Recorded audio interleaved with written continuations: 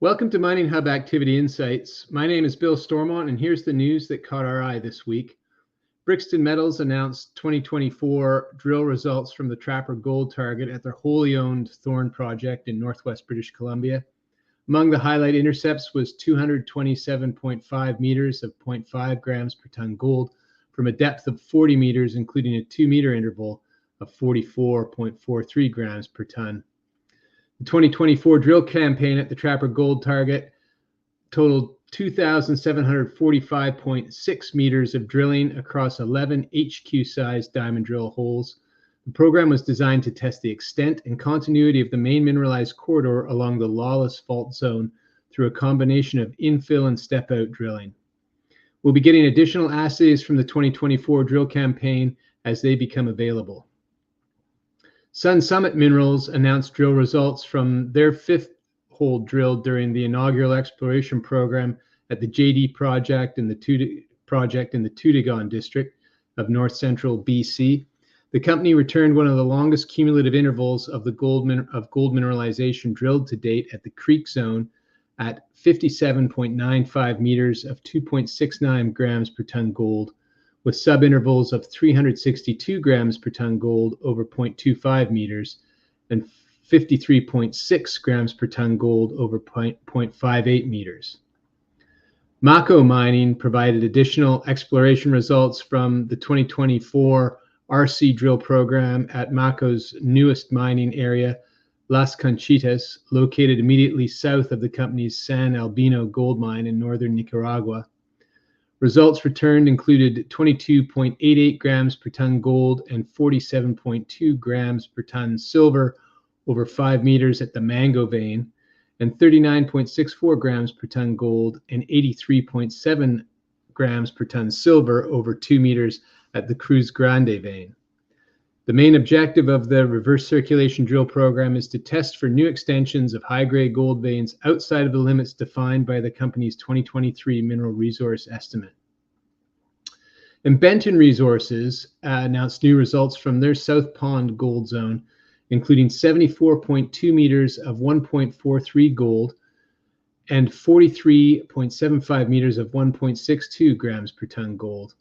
To date, Benton has completed 23 drill holes in its ongoing program at South Pond for a total of 3,183 meters.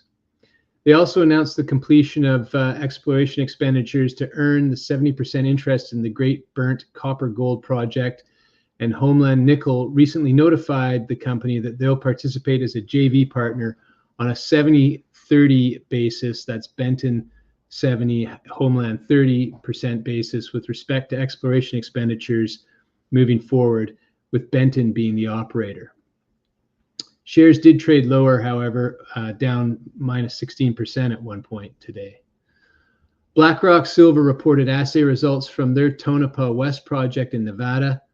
M&I conversion drilling within the southern end of the DPB area expanded and confirmed high-grade continuity of gold and silver in the shallowest portion of the resource area. Highlights included 2.59 meters of 3,744 grams per ton silver equivalent and 1.28 meters of 1,286 grams per ton silver equivalent. They've completed 30 drill holes to date at the project, and management noted that the findings increased confidence in the model presented in the recent PEA and suggest the possibility of shortening the pre-production development timeline as the company tracks high-grade gold and silver mineralization closer to the surface. Kodiak Copper reported drill results from the MPD Copper Gold Porphyry project in southern BC. Additional drilling at the Addit zone returned 0.31% copper equivalent over 327 meters, including a 15-meter interval of 1.15% copper equivalent. Additional drilling returned 0.2% copper equivalent over 450 meters. Drilling extended mineralization an additional 200 meters below shallow historic drilling in the north and south, and to over 400 meters of strike length. Faraday Copper provided an exploration update and announced results of one drill hole from their ongoing Phase 3 program at the Copper Creek project in Arizona.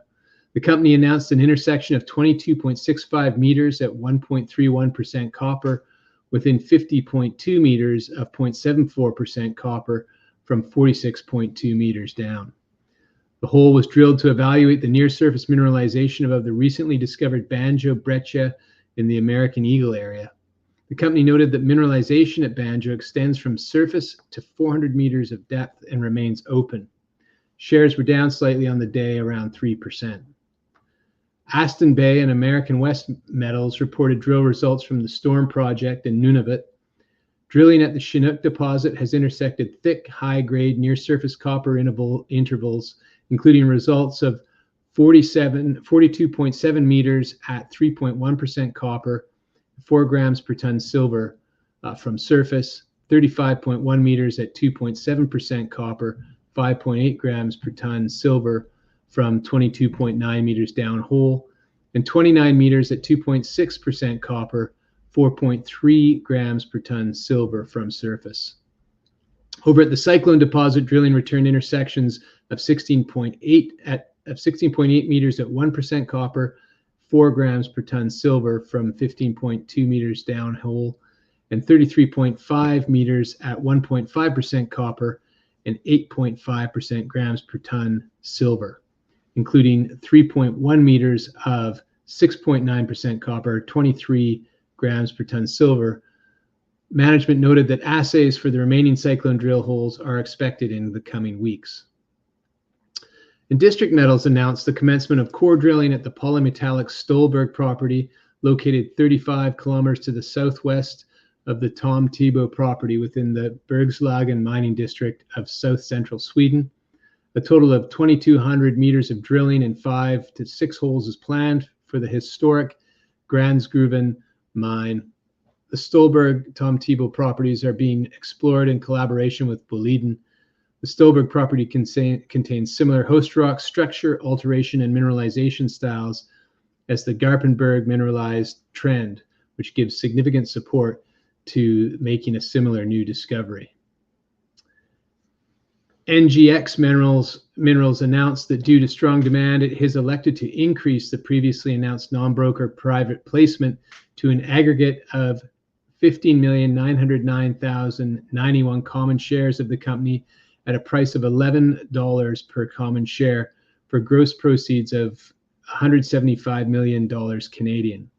Net proceeds of the private placement will be predominantly used towards furthering exploration programs in the Lunahuasi project in San Juan Province, Argentina, continued exploration and maintenance of the company's Los Helados project in Chile, as well as for general corporate and working capital purposes. Orezone Gold announced third quarter 2024 gold production results from their Bombore gold mine. 26,581 ounces of gold were produced in the quarter, totaling 82,244 ounces year to date. They noted that they expect fourth quarter gold production to be the strongest quarter for the year, with increased ore contribution from the Siga zone, and that they're on track to meet the midpoint of their 2024 production guidance of 110,000 to 125,000 ounces. Evidenced by the strong gold production of 6,331 ounces through the first 15 days of October at a head grade of 0.85 grams per ton gold. Excuse me.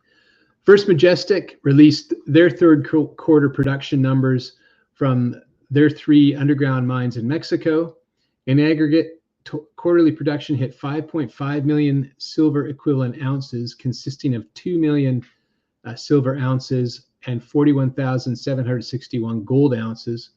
In the first 9 months of 2024, the company produced 6 million silver ounces and 117,036 gold ounces for total production of 15.9 million silver equivalent ounces, or approximately 72% of the midpoint of the company's revised 2024 production guidance of 21.4 to 22.6 million silver equivalent ounces. Financial results from Vizsla are due towards the end of next month. And Revival Gold updated the market on progress made at their Western U.S. gold development projects. An updated mineral resource estimate and preliminary economic assessment for the Merkur Gold project is underway. All PEA level metallurgical test work is now complete for the project. The exploration team at Bear Track Arnett in Idaho have completed their summer field work, and results from magnetics, mapping, and surface sampling have extended the ridge target approximately half a kilometer to the northeast. The company has initiated a draft plan of operations for Bear Track Arnett, which should be completed by year end. On the corporate development front, Lithium Americas entered into a new investment agreement with General Motors to establish a joint venture for the purpose of funding, developing, constructing, and operating Thacker Pass in Nevada. The JV transaction will deliver $625 million of cash and letters of credit from GM to Thacker Pass, alongside the conditional commitment for a $2.3 billion U.S. Department of Energy loan announced earlier this year. Under the terms of the investment agreement, GM will acquire a 38% asset level ownership stake in Thacker Pass for $625 million in total cash and letters of credit, including $430 million of direct cash funding to the JV to support the construction of Phase 2 and a $195 million letter of credit facility that can be used as collateral to support reserve account requirements under the DOE loan. The JV transaction replaces the $330 million Tranche 2 common equity investment commitment from GM under its original investment agreement with the company, which was announced in January 2023. And Cygnus Metals, an Australian junior, announced they'll be entering into a merger of equals with Dore Copper Mining. The combined entity is going to create a Canadian-focused copper and lithium company with two core assets, the Chibougamau Copper Gold Project and the Pontax Lithium Project near James Bay. Cygnus shareholders will own 55% of the merged group, and former Dore shareholders will own 45%. Cygnus intends to raise up to 11 million Australian dollars via a two-tranche placement of fund resource growth and advance the pathway to production at Chibougamau, whilst also advancing the lithium exploration pipeline in James Bay. Interesting to note this activity given what we saw last week after NextGold's merger with Signal Gold and Rio's acquisition of Arcadium Lithium. And that's it on the news front from us. For those of you listening, please be aware that you can access and view this information by visiting app.mininghub.com and create a free user login there. We'd also encourage you to register for a free trial with Mining Hub Pro. That'll give you access to all the functionality you've been seeing here in terms of who are the leading movers in the market, area plays, and really understanding what's going on in the industry and getting a good sense of the breadth and scope of information that's available there. And last but certainly not least, please be aware that none of the preceding information is intended as investment advice.